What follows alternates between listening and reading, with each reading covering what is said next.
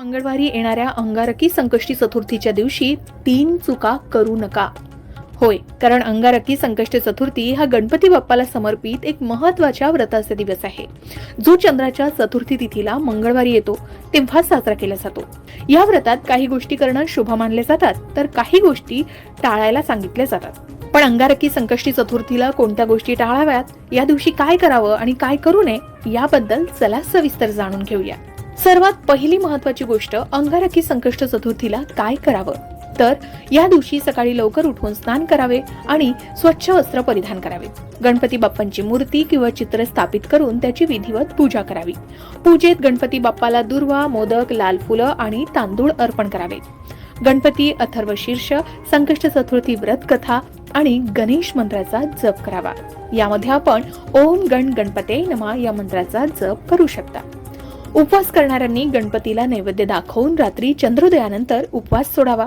त्यासाठी फळं, दूध, खवा किंवा सात्विक पदार्थांचा समावेश करावा. दुसरी महत्त्वाची गोष्ट, या दिवशी दान धर्म करणं शुभ मानले जातं. त्यासाठी गरजूंना अन्न, वस्त्र किंवा तीळ दान करावे. मन शांत ठेवावं, सात्विक विचार ठेवावे आणि इतरांना मदत करावी. घरात सकारात्मक वातावरण राखण्यासाठी गंगाजल शिंपडावं आणि गणपती भक्तिगीतं ऐकावीत. तिसरी महत्त्वाची गोष्ट, अंगारकी चतुर्थीला चंद्र दर्शनाला विशेष महत्त्व आहे.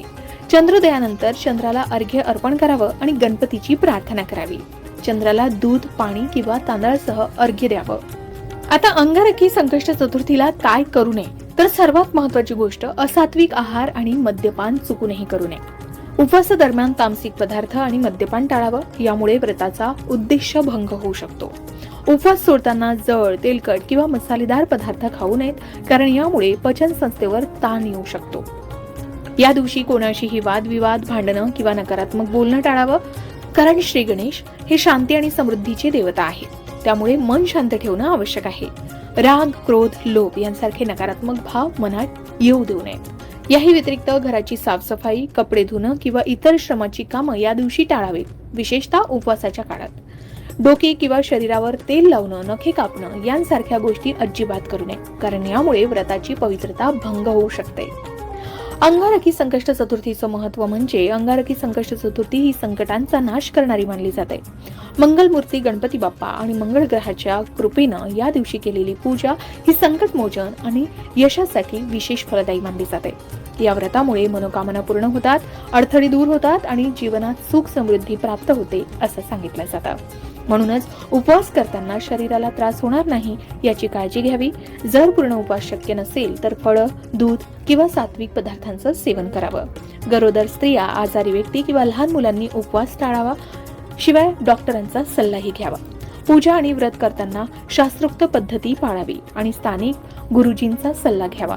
एवढंच काय, तर सकाळी सूर्योदयापूर्वी सूर्याला जल अर्पण केलं जातं, कारण अंगारकी चतुर्थी मंगळवारी असते आणि मंगळ ग्रहाशी संबंधित आहे. सूर्याला जल अर्पण केल्यानं मंगळ ग्रहाचे दोष कमी होतात आणि सकारात्मक ऊर्जा मिळते असं सांगितलं जातं. जर आपण अंगारकी संकष्टी चतुर्थीचं व्रत करत असाल तर या दिवशी संकष्ट चतुर्थीची कथा ऐकावी किंवा वाचावी, ज्यामुळे व्रताचं महत्त्व समजतं आणि आपलं मनोबलही वाढतं. उपवास करताना आरोग्याची काळजी घ्यावी. जर उपवास शक्य नसेल तर फलाहार किंवा सात्विक आहार घ्यावा. कोणत्याही शास्त्रविरुद्ध कृती टाळावी, जसं की चुकीच्या वेळी सूर्याला अर्घ्य देणं किंवा अशुद्ध अवस्थेत पूजा करणं.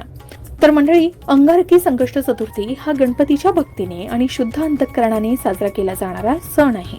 आधी सांगितल्याप्रमाणे 3 गोष्टी टाळून आणि गणपतीची पूजा, दान, जप यांसारख्या सकारात्मक कृती करून हा दिवस यशस्वी आणि फलदायी करता येऊ शकतो.